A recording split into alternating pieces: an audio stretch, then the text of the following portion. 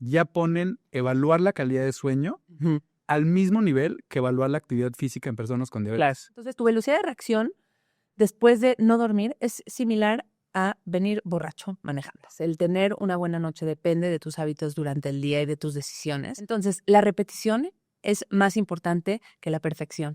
Un pilar no compensa al otro. Más que tener el 100% de uno, te diría, tienes que tratar de subir el porcentaje en todos ellos y mantenerlos equilibrados. Bienvenidos a Diabesmart 360, un podcast donde nos salimos del enfoque tradicional de la diabetes y nos atrevemos a ver la salud desde todos los ángulos. Cada semana te voy a presentar conversaciones con expertos de distintas áreas para que puedas tomar decisiones más informadas, sentirte mejor y vivir con más claridad, energía y salud. Bienvenidos a un nuevo episodio de Diabesmart 360. Hoy estamos con la doctora Elisa Sacal, médico funcional, experta en sueño, cofundadora de la Asociación Mexicana de Medicina de Estilo de Vida, autora del libro Desde la Raíz, entre muchas otras cosas. Muchísimas gracias por venir. Gracias Elisa, por la invitación. Estoy muy emocionado de tener esta plática. Gracias. Eso es que ansiaba desde hace tiempo, porque soy muy fan tuyo. Me gusta mucho tu forma de pensar y tu visión de la salud. Muchas gracias. Gracias. La admiración es mutua. Gracias. Y sé que hay muchos temas de los que podemos hablar, pero en este episodio me gustaría centrarme en el sueño, porque representa una parte importantísima de nuestra vida, de nuestro día a día, y además tiene un impacto importante con la diabetes y con los niveles de glucosa que siento que mucha gente desconoce. Totalmente. A mí me gusta siempre empezar por el pilar del sueño porque siento que es el pilar base. Si construyes sobre la alimentación, sobre el ejercicio, sobre el manejo del estrés, sobre una pirámide en donde no hay de base una buena cantidad y calidad de sueño, estás haciendo castillos de arena y de verdad nada va a funcionar. Entonces me parece muy importante que creemos conciencia en toda tu audiencia y que pongan atención en que lo más importante que podemos hacer por nuestra salud, para empezar, es el manejo de la cantidad y la calidad de nuestro sueño, porque a partir de ello, todo lo demás va a empezar a funcionar mucho mejor. Y además, porque hay poca conciencia de este pilar, siento que la gente cuando está muy ocupada o cuando quiere empezar a hacer ejercicio o quiere empezar a meditar, lo primero que recortan es el sueño, ¿no? Es como que se despiertan temprano y da igual cuánto dormí porque ahora me voy a despertar súper temprano para hacer ejercicio o para meditar y se les olvida que es una necesidad básica, que nuestra fisiología lo requiere. Sí, no estamos muy conscientes de eso, pero sí estamos conscientes después de una mala noche de sueño. O sea, ahí sí nadie te va a negar, porque todos los que están escuchando este podcast, te aseguro que han pasado por una mala noche de sueño. Así. Y han sentido en carne propia lo que es el cansancio, estás de mal humor, no te quieres cuidar. Además de que creo que todos pudieran empatizar con eso, es una realidad que cada vez dormimos peor, ¿no? Como sociedad. Totalmente. A ver, sí creo que cualquier persona en algún punto de su vida va a tener un problema para conciliar el sueño, para sostenerlo o despertarse temprano un día, ¿no? Y aunque un día a lo mejor no todos notan las consecuencias, cuando esto se empieza a ser crónico y cuando las personas empiezan con rachas de mal dormir, es cuando empiezan desesperados a buscar ayuda y generalmente buscan ayuda en los lugares incorrectos, en las pastillas, en los medicamentos, en las sustancias, cuando realmente tendríamos que poner atención en los hábitos. Es una realidad que cada vez dormimos peor y que cada vez dormimos menos. Para que tengas una idea, alrededor en los 40, la gente dormía, el 84% de las personas dormía más de 7 horas. Hoy no llegamos ni cerca al 60% de la gente durmiendo más de 7 horas. Y además el promedio de horas de sueño nocturnas era por ahí 7.8, casi 8 horas en promedio la gente en los 40. En esta época estamos durmiendo en promedio como 6.7, 6.8 horas por noche, siendo 7 el mínimo necesario para no tener secuelas a nivel físico, para poder funcionar y operar de forma correcta. Y por lo menos en México y en el mundo no cambia mucho la estadística, entre el 37 y el 45% de las personas reportan dormir menos de lo necesario, menos de 7 horas o tener algún problema para dormir. Entonces, si estás hablando de 1 de cada 3, las estadísticas son enormes. Sí, es una locura. es muchísimo y está teniendo un impacto en la salud pública bien importante, porque hoy sabemos que 6 de cada 10 personas tienen alguna enfermedad crónica que en gran medida se basan en un estilo de vida no tan favorable y podemos achacarle al sueño por lo menos el 30% de esa población. Claro, claro. Y es justo la idea central que quiero que se lleven las personas que están escuchando este episodio. El sueño no es nada más cerré los ojos y me enchufé y me estoy recargando. Tiene un impacto enorme en el resto de mi vida y de mis días. Sí. ¿Cómo puede impactar el sueño al metabolismo? Hablando específicamente de diabetes, glucosa. Antes quisiera dejar claro que cantidad y calidad no es lo mismo en torno al sueño, que cuando las personas pueden palomear ya dijo entre 7 y 9 horas por noche y duermo 8, no con eso podemos cantar victoria, porque hay de 8 horas interrumpidas a 8 horas continuas, con buena calidad, con buena profundidad, pasando por todas las etapas de sueño que se requieren o no, ¿no? Entonces, es muy importante no solo enfocarse en esa cantidad, sino en la calidad, porque además de afectar el metabolismo, que podemos adentrarnos en este tema, afecta cada órgano, cada sistema de nuestro organismo, desde la parte inmunológica, la presión arterial, desde el estado de ánimo, la forma en la que convives con las personas, cómo tomas decisiones, cómo opera la mente. Entonces, específicamente hablando, en el metabolismo tiene un impacto muy fuerte, porque cuando nosotros dormimos podemos entrar en un estado parasimpático de reparación de nuestro cuerpo. Debemos de hacerlo. Y el descanso implica, de alguna manera, rebalancear ese sistema nervioso que tiene 2 aristas. No sé qué tanto has entrado en el tema del sistema nervioso autónomo, pero podemos recordar aquí que el sistema nervioso autónomo es aquel que regula nuestras funciones automáticas en el cuerpo: la presión, la temperatura, la digestión. Y entonces tiene 2 aristas, tiene 2 vertientes. La vía simpática, que es la vía de alerta, que nos ayuda a echar a andar nuestra vida, que nos ayuda a recuperarnos si tenemos una herida o una cirugía o estuvimos simplemente en estado de alerta. Y luego tenemos el estado parasimpático, que es el estado de recuperación, de calma, de digestión. Y el sueño entra ahí. Entonces, cuando nosotros no dormimos bien, le estamos mandando una señal al cuerpo y al metabolismo de que algo nos mantuvo despiertos y que es momento de estar alerta. Finalmente, y esto me gusta repetirlo mucho, nuestra genética no se adapta a lo que estamos viviendo hoy en día. Nuestra genética lleva millones de años de evolución y no se adapta a la luz, a las pantallas, a las alertas constantes.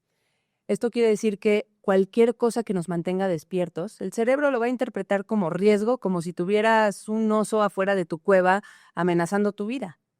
Entonces, si fue un pendiente, una alerta o la luz que dejaste prendida, finalmente lo que va a hacer el cuerpo es activar esa alerta y elevar estados hormonales que van a afectar el control de la glucosa.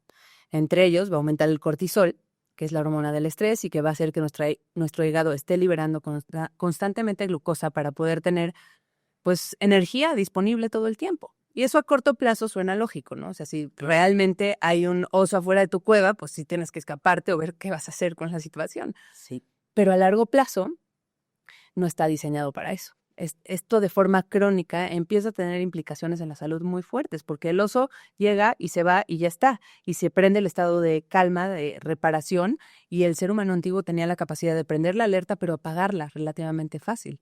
Y hoy no. Hoy hasta imaginarnos en un correo, imaginar recibir un correo o tu bandeja de entrada o tu WhatsApp lleno, ya con eso estás prendiendo el estado de alerta. Entonces no solo es el cortisol, también ¿te ha pasado que tienes una noche de desvelo, así tuviste una boda o lo que sea, y al otro día tienes como esta ansiedad, este craving por comer, y abres el refrigerador y ¿qué se te antoja?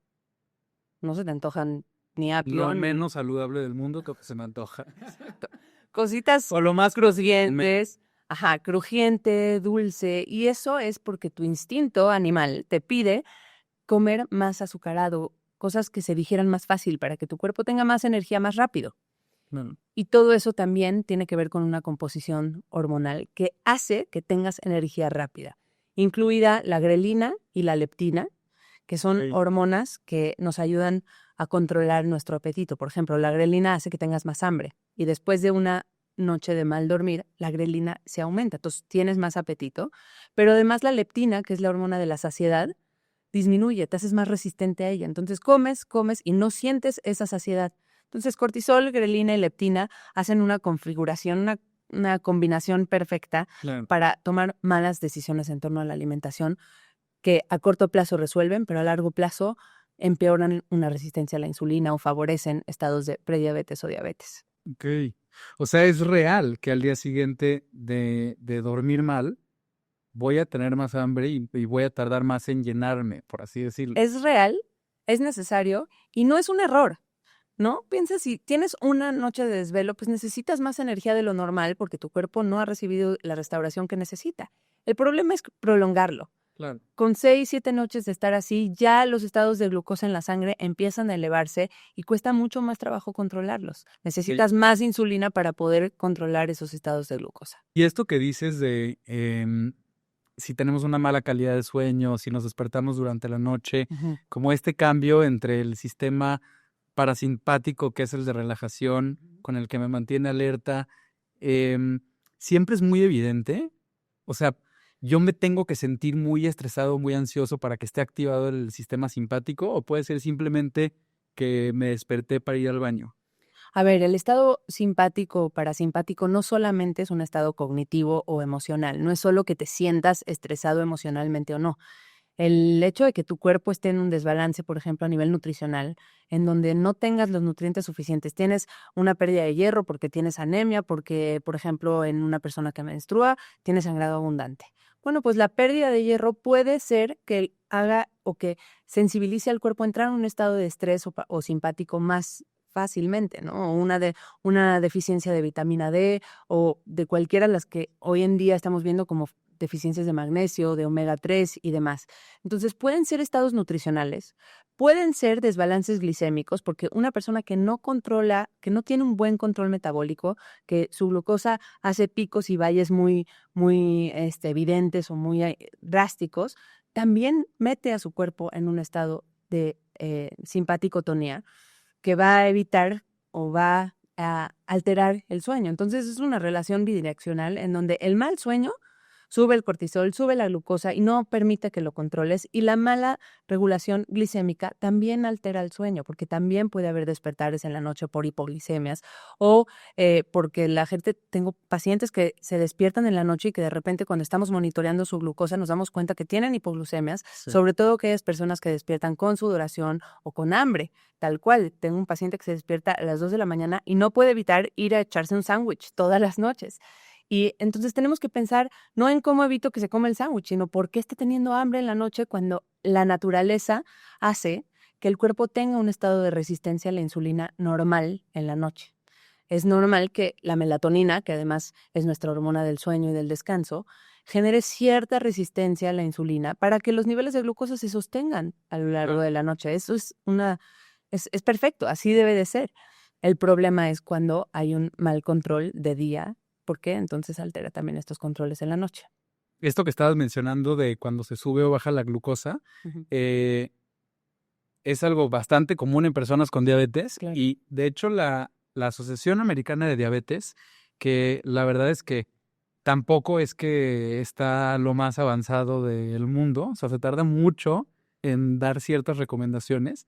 Apenas en el 2023 fue la primera vez que agregó un apartado del sueño. Claro. Y ese apartado del sueño cada vez se va haciendo un poquito más grande, pero sigue siendo muy pequeño. Un cambio importante que hubo este año es que ya ponen evaluar la calidad de sueño al mismo nivel que evaluar la actividad física en personas con diabetes. Claro. O sea, le proponen a los médicos que así como preguntan, oye, te estás moviendo, estás haciendo ejercicio, les pregunten por su calidad de sueño, porque justo ya conocemos que las personas con diabetes tienen peor calidad de sueño porque se despiertan con un bajón de azúcar, todos sudados. O se paran al baño, tienen sed. Sí, por supuesto. Y yo creo que el hacer conciencia en este grupo de pacientes o de personas es sumamente importante porque es muy difícil llegar a la dosificación correcta del medicamento, al control glicémico si no está durmiendo bien. Me pasa con mis pacientes que viven con hipertensión o los que viven con diabetes o los que viven con alguna enfermedad crónica, que todo se hace más complicado. Y recordando esto que dices de la asociación, bueno, hace poco yo leía información en donde dice que para que una medida, un cambio a nivel científico impacte la parte clínica, la práctica de los médicos, puede tomar 17 años normalmente. O sea, de que algo se descubre a que llega tu doctor y lo implementa, toma 17 años. Por eso es muy importante que la información reciente que estamos teniendo, la gente la vaya aplicando, sobre todo cuando se trata de medidas de estilo de vida, no de medicamentos, ¿no?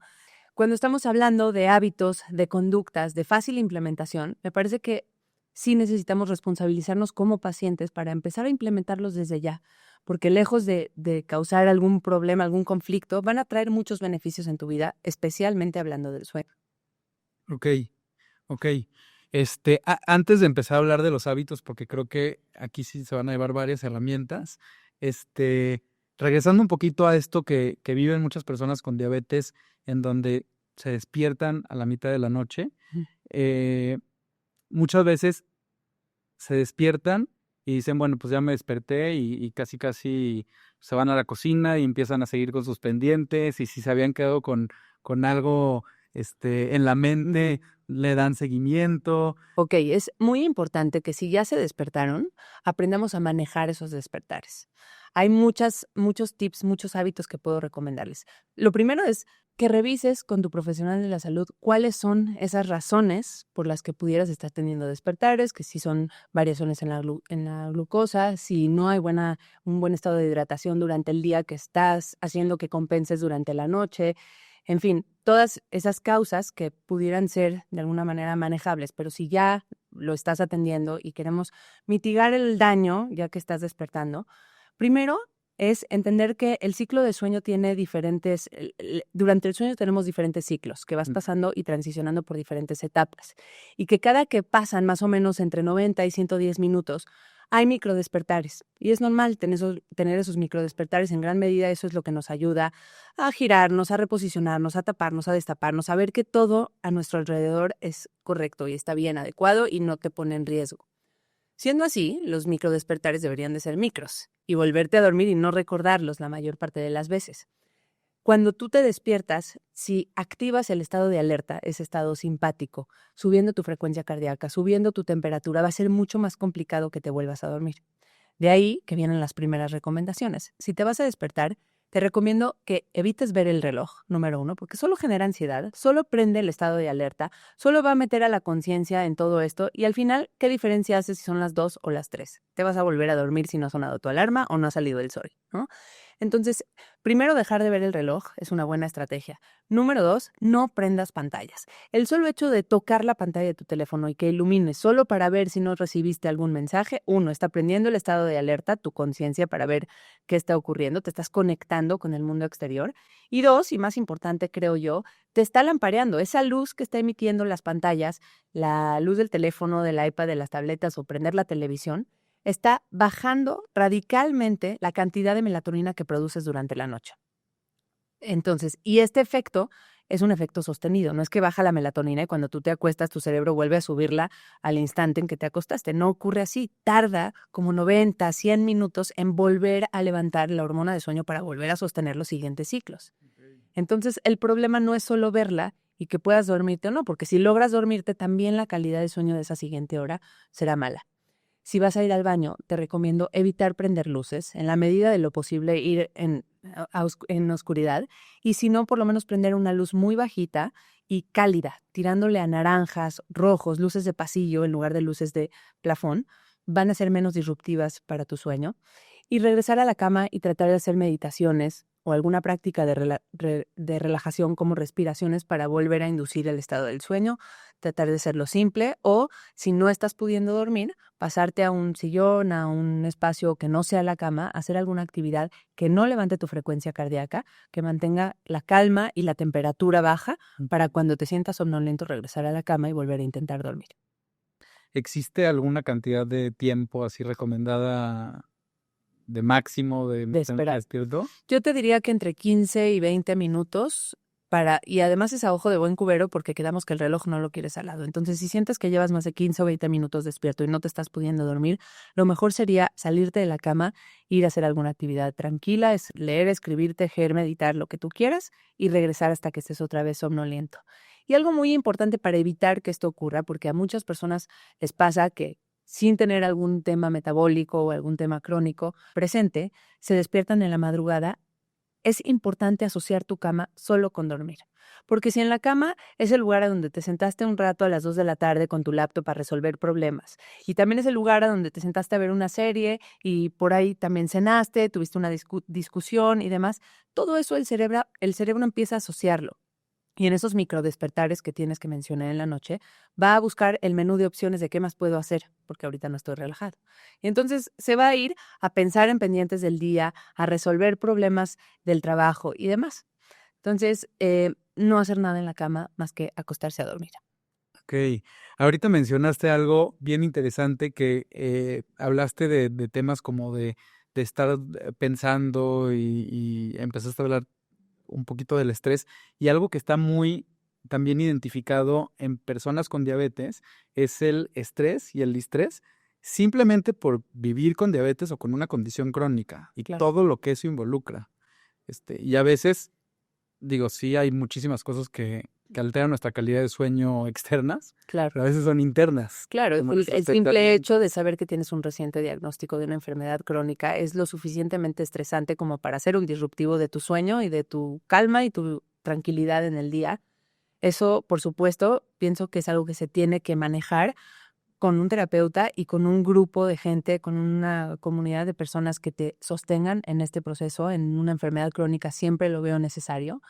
Y realmente sí es un estresor, pero también creo que tener herramientas en donde sí puedas operar dentro de ese diagnóstico, el saber qué sí puedes hacer por ti, te da mucha responsabilidad y te da como mucha sensación de control en tu propio diagnóstico. Por eso también es algo que menciono mucho en mi libro, que mi intención es que tengas algo de tu salud en tus manos, que te responsabilices por todo aquello que puedes hacer por tu alimentación, por tu sueño, por tu manejo de estrés, por tu movimiento y tu ejercicio. Entonces, en temas de estrés específicamente, siempre le platico a mis alumnos o a mis pacientes que es como si tuviéramos una jarrita de agua y conforme se va llenando es lo que tienes de tolerancia de estrés. Y se va llenando con los pendientes del día, con el niño que salió tarde de la escuela, con el tráfico, con la bandeja de entrada, con todo lo que mencionábamos que hoy representa un estresor. Esos van a seguir existiendo ahí. El punto es, ¿cómo me hago más resiliente para esto? ¿Cómo empiezo a armar un estuche de herramientas que me permita vaciar esa jarrita todos los días?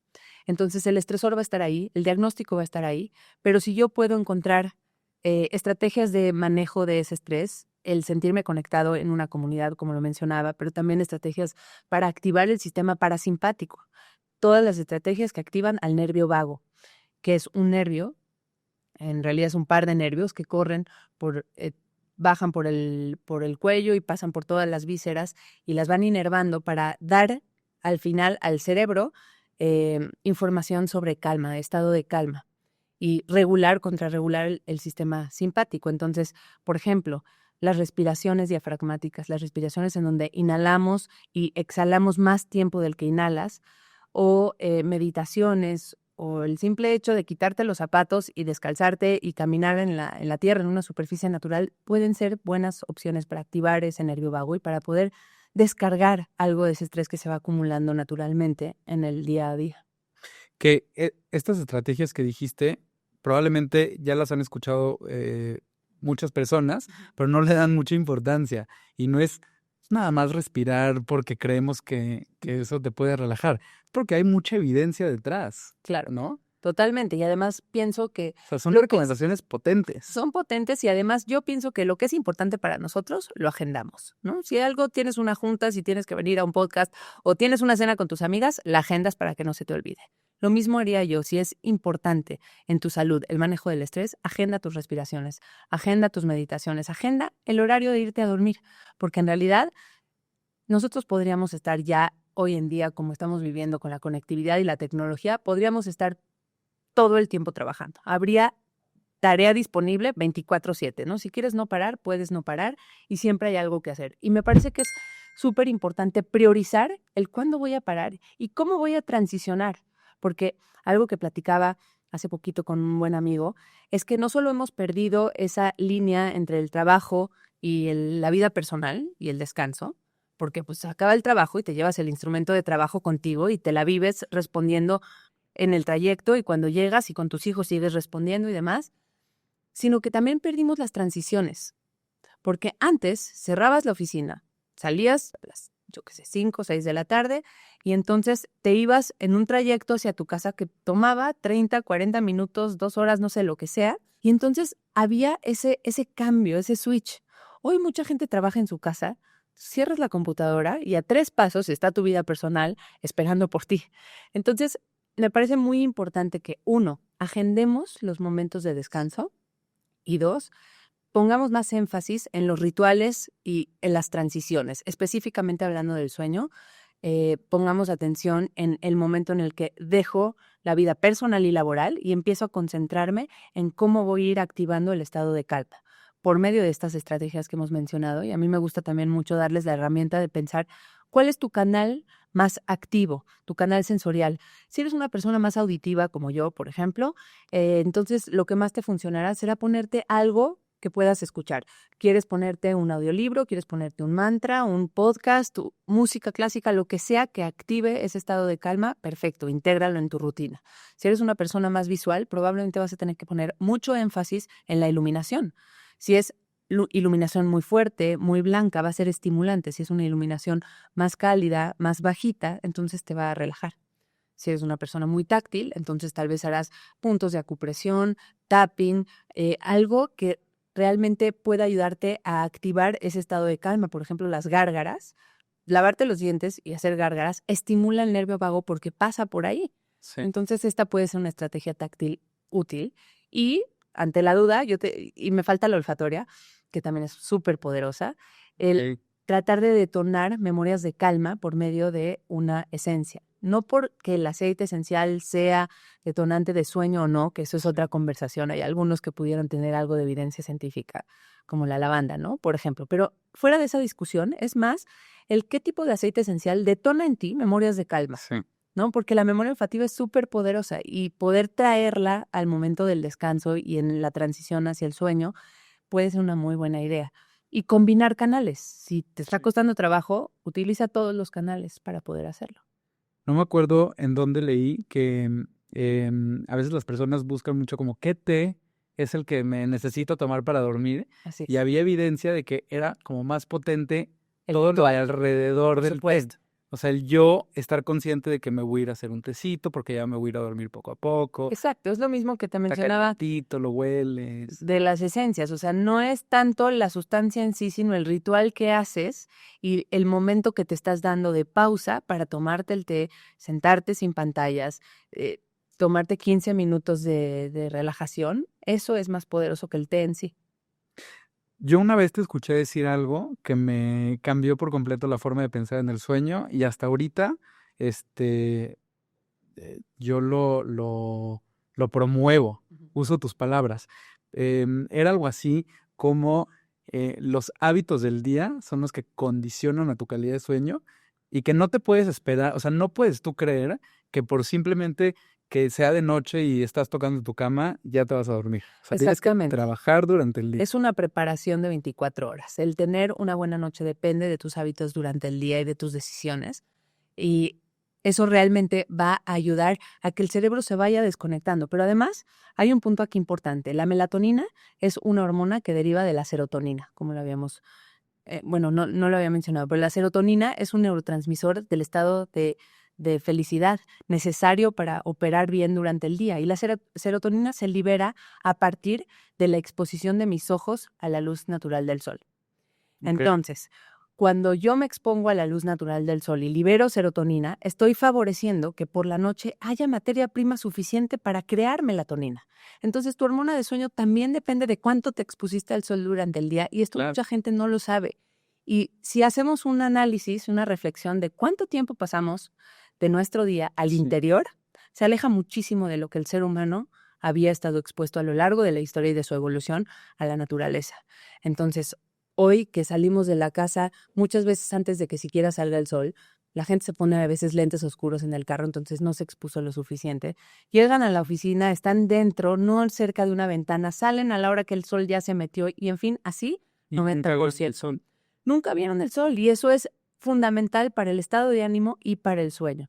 Por ejemplo, el estado de hidratación es otra de las cosas que mencionábamos. Si tú te esperas hasta hidratarte hasta que sales de trabajar y te acuerdas que no has hecho pipí en todo el día y que entre 5 y 7 de la noche vas a tomar toda tu agua, vas a condicionar los despertares nocturnos Claro. porque vas a pararte al baño y ahí es una oportunidad más para que el cerebro meta el estado de alerta y te ayude a resolver los problemas del día y impida que tengas una buena noche de sueño.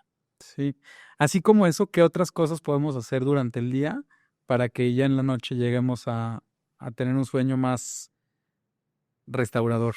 Te diría que cuidar mucho nuestra alimentación, porque me parece que el poner atención a los nutrientes que hacen falta en nuestra alimentación, al equilibrio de los macronutrientes para poder integrar todos ellos en nuestra alimentación. Muchas veces me encuentro personas diciendo, es que no, es mejor cenar sin carbohidratos o es mejor cenar sin proteína porque se tarda en digerir. La realidad es que necesitamos un balance. Necesitamos que todos los grupos estén presentes porque todos tienen una función importante a nivel cerebral, a nivel de control de glucosa y demás, y tener una cena adecuada, sin demasiados estimulantes, irritantes, no demasiado pesada, ni, sobre todo, muy cerca de la hora de dormir. Si dejamos un espacio de unas 3 horas de la cena a la hora de dormir, vamos a permitir que el sueño se dé de mejor manera porque baja la temperatura corporal, porque permites que se haya completado la digestión, que induzcas un sueño más profundo, que entres en etapas de sueño no REM, etapa de sueño profundo, por más tiempo, más pronto. Entonces la cena es súper importante. El tipo de ejercicio que haces también. Se ha visto que por lo menos 10 minutos de ejercicio durante el día bajan la latencia del sueño, que es el tiempo que nos toma conciliar el sueño, de que te acuestas a que te quedas dormido. Mejora la profundidad del sueño también. Entonces, por lo menos 10 minutos de ejercicio hacen diferencia. Si eres una persona que no se ejercita, que todavía no te motivas a ir al gimnasio y demás, que sepas que con 10 minutos puedes hacer una diferencia radical en la calidad de sueño. Sin embargo, y esto es individual, para cada persona aplica diferente, pero en general podría decirte que cuando haces ejercicio muy pegadito a la hora de dormir, liberas ciertas hormonas, neurotransmisores como la adrenalina, que son contrarios a lo que estamos buscando del estado parasimpático o el estado de calma. Entonces, además de que subes la temperatura corporal, subes la frecuencia cardíaca, entonces si es una actividad La física glucosa. y subes la glucosa, por supuesto. Entonces, si es un tipo de actividad que te va a ayudar a relajarte, entonces está bien. Si es una actividad estimulante, evítala por lo menos 3 horas antes de acostarte. Ok, acá quiero hablar un poquito de como de la calidad de sueño. Ya lo mencionaste un poquito al principio de que tampoco se trata solo de cerrar los ojos y despertarte al día siguiente. Hay muchas cosas que hacemos que tal vez no nos despiertan durante la noche, pero hacen que nuestro sueño no sea reparador. Se me viene a la mente el café, por ejemplo. Claro. Conozco miles de personas que te dicen orgullosas, así que después de la cena se piden el café y les dices, ¿cómo te vas a tomar un café ahorita? Te dicen, no, yo puedo dormir perfecto. Es más, hasta lo necesito para dormir bien. Sí me ha pasado muchas personas que me refieren eso.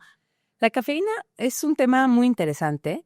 Es un tema al que hay que poner atención y reflexionar porque el 90% de las personas en el mundo consumen cafeína en alguna de sus formas.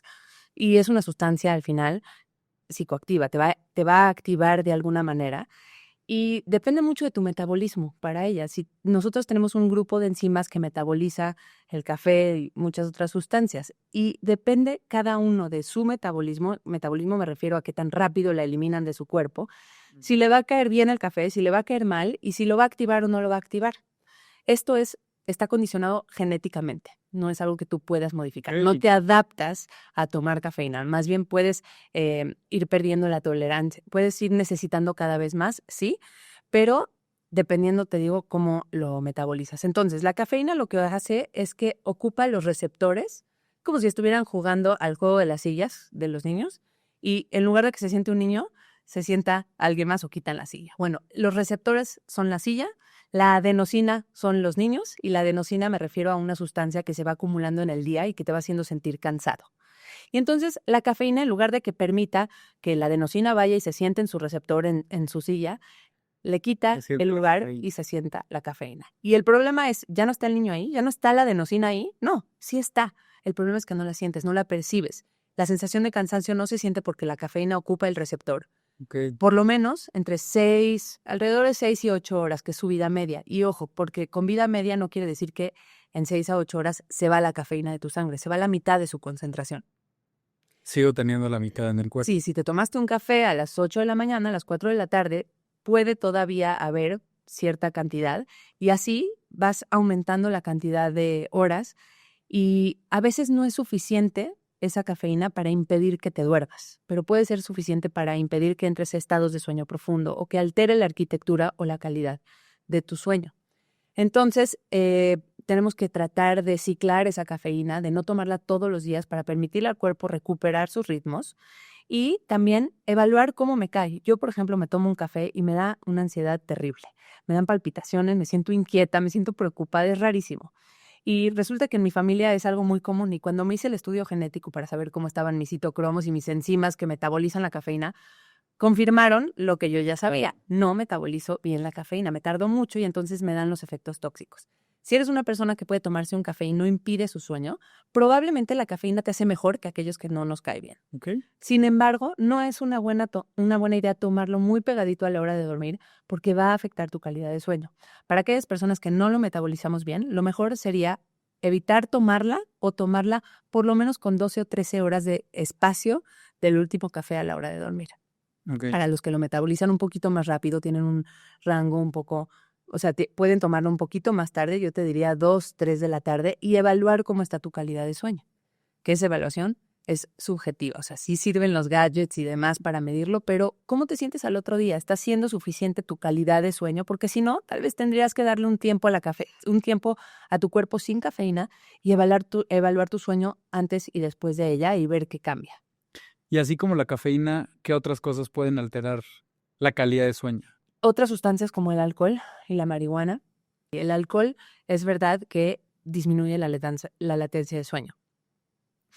Pero el problema está en que, así como te hablaba de la arquitectura de sueño, me gustaría mencionar un poquito que pasamos por 2 diferentes etapas en esos ciclos de 90 a 110 minutos. Pasamos por ciclos en donde tienes sueño no REM, que se subdivide en 3 fases, no importa, y luego tenemos una fase de sueño que se llama REM, o de movimientos oculares rápidos, que es la fase en donde ocurre la mayor parte de los sueños. Esa fase de sueño REM, cuando nosotros tomamos alcohol antes de dormir, se bloquea los primeros ciclos de la noche. Y entonces, al no tenerlo los primeros ciclos de la noche, tenemos más como un efecto rebote la segunda parte de la noche. Y resulta que también es un sueño más ligero que tiende a fragmentarse más. Entonces, puede ser que te quedes dormido más rápido con alcohol, pero a la larga, 1, es diurético, te va a hacer pararte al baño, y 2, va a fragmentar y acortar tu sueño, lo cual va a hacer que tengas una mala calidad y al otro día te despiertes y te sientas más cansado. Pero como bloquea la corteza, que es un sedante en el cerebro, ¿qué pasa? Que no te acuerdas, que te despertaste tantas veces, que te paraste al baño y que tu sueño no estuvo tan bien. Entonces te quedas con la idea de, me ayuda a dormir más rápido, pero no sé por qué me siento cansado. Sí. Y como te sientes cansado, vas por el café. Entonces en la noche, como no te puedes desconectar porque te sientes un poco más agitado, tomas alcohol y es un círculo vicioso de alcohol-café que acaba alterando nuestros ritmos biológicos naturales. Esto se me hace muy interesante porque son cosas que están muy permeadas en la sociedad y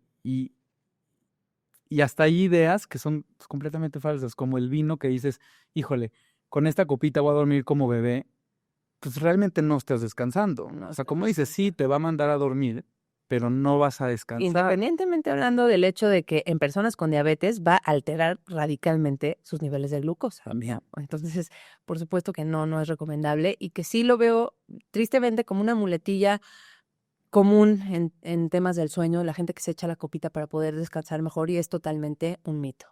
En tu libro, que quien no lo haya leído, léalo, está muy bueno, está muy padre porque platicas parte de tu historia y pues das enseñanzas que además has vivido por ti mismo.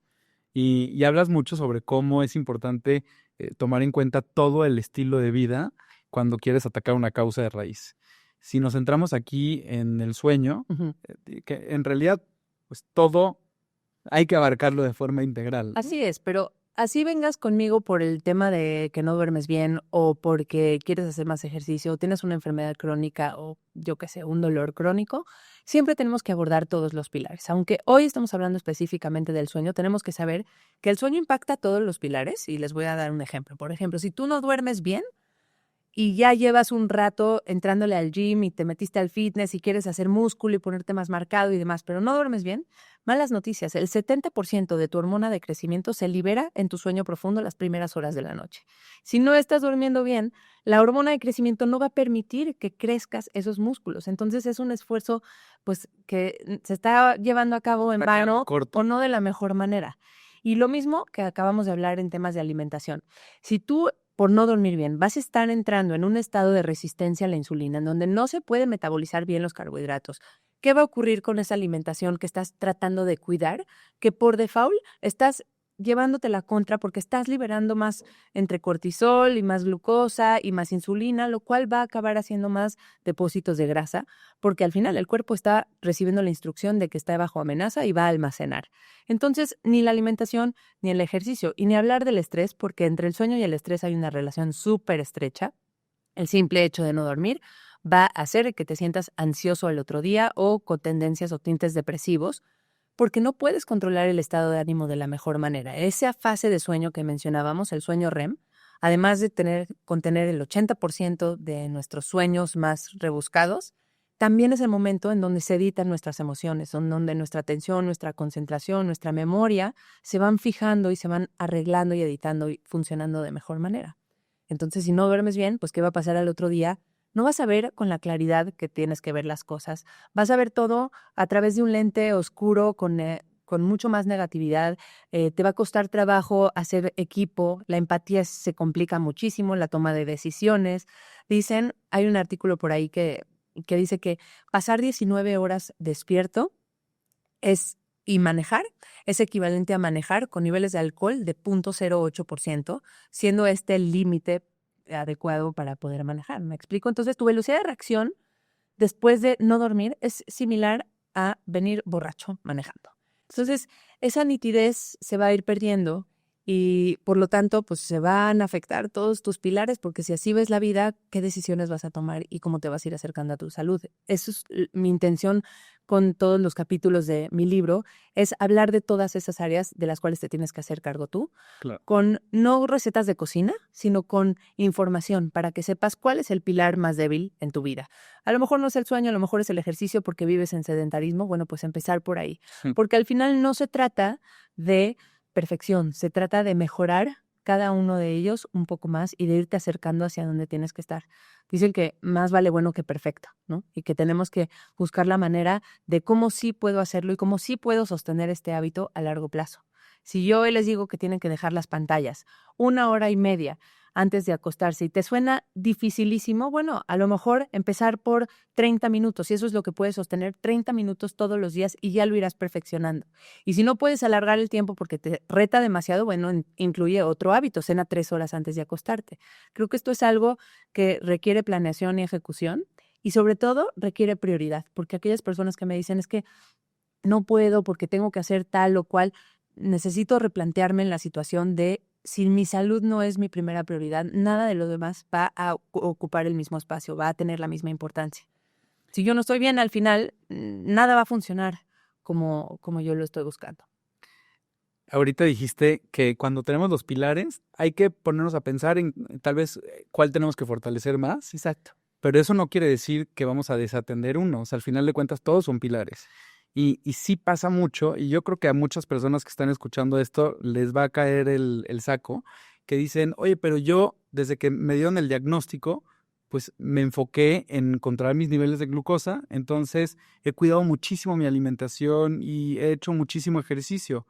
Oye, ¿cómo duermes? Más o menos, pero me he cuidado mucho en la dieta. Claro. Y estamos regresando a eso de que no le estamos dando el valor Así que es. tiende. Un Lo pilar. estamos despriorizando. Un pilar no compensa al otro. Más que tener el 100% de uno, te diría, tienes que tratar de subir el porcentaje en todos ellos y mantenerlos equilibrados.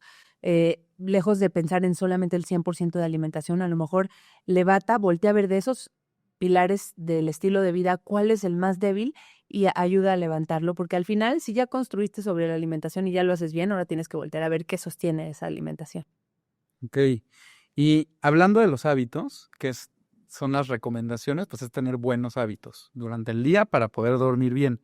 En tu libro igual, no sé si puedes acá mencionar algo de lo que viene, pero justo das recomendaciones específicas para poder seguir un hábito, ¿no? Como 8 hacks, porque a veces pensamos solo que, pues mientras los haga 21 días porque leí eso, ya se va a quedar. Así es, me parece, de hecho empiezo en mi libro con esa parte porque la ciencia del comportamiento y de los hábitos ya está súper bien establecida. Hay muchísimos autores, desde James Clear con su libro de hábitos atómicos, Charles Duhigg, Brené Brown. Hay muchas personas que me inspiraron a escribir esta parte para poder sacar los hacks de cómo ir construyendo un hábito. Y algunas personas dicen que te toma 21 días la repetición, algunos dicen 66, algunos dicen menos, más. No importa, yo te diría que lo que importa es que lo repitas las suficientes veces hasta que se empiece a hacer automático. ¿Por qué? Porque entonces empiezo a ahorrar energía y ya no tengo que estar pensando en eso cada vez. Entonces, la repetición es más importante que la perfección. Necesitamos ser constantes y esa consistencia de la repetición nos va a llevar a hacer como una construcción en donde se vayan sumando las estrategias diferentes que estás haciendo. Y creo que un error importante de las personas es, si no lo puedo hacer perfecto, no lo hago del todo. Entonces, ya sabes, o blanco o negro. Y la escala de grises en este punto es bien importante. Si no puedo ir al gimnasio, me pasa mucho con atletas de alto rendimiento 20 años después que llegan a mi consulta y yo era maratonista, pero ahora me cuesta muchísimo trabajo hacer ejercicio porque tienen un estándar muy alto de lo que implica hacer ejercicio. Y si no pueden ir al gimnasio 1 hora y media, entonces no hacen nada. Cuando en la realidad lo que mejor podrían hacer es cómo divido esa meta en submetas y me acerco con el siguiente paso solamente. Lo sostengo y después construyo sobre eso. Y así vamos haciendo hábitos compuestos para mover la aguja a tu favor.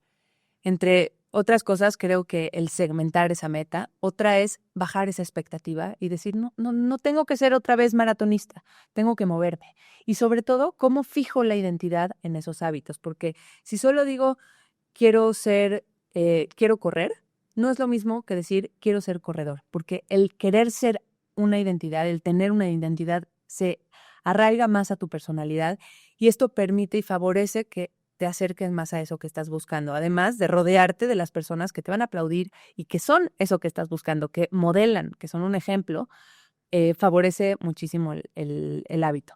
Y también me gustaría mencionarte que cuando tú haces público algo... Eso te iba a decir. Eso fue lo que más me gustó. Cuando tú haces público y haces a una persona, como se llama en inglés accountable, que en español es como hacer responsable a alguien más por tu progreso y hacerlo en pareja o hacerlo en grupo y decirles, voy a lograr esto y poner un deadline, una fecha límite en tanto tiempo. Voy a escribir un libro en el próximo año y tengo una fecha límite, hace mucho más posible, no recuerdo ahorita la estadística, pero era algo así como 65% más probable que tú logres esa meta por el simple hecho de poner una fecha límite, de hacerlo público y hacer a alguien responsable o o sea, que sepa que lo vas a hacer y que vas a irle reportando de alguna manera. Y bueno, también... Hasta por orgullo un poco, ¿no? Exacto, por orgullo, porque te mantiene motivado, porque te pica de alguna forma. Y hacerlo medible. A mí también me gusta que el hecho de medir tu progreso es bueno. Por eso los gadgets, cuando me preguntan que si el anillo para dormir, que si el reloj, que si la bandita, que qué opino, depende cómo utilices la información, porque la data puede ser utilizada a tu favor o en tu contra. Cuando esa información la utilizas para poner un estándar y tratar de mejorar y perfeccionar sin obsesionar, sí, creo que puede ser un gran recurso.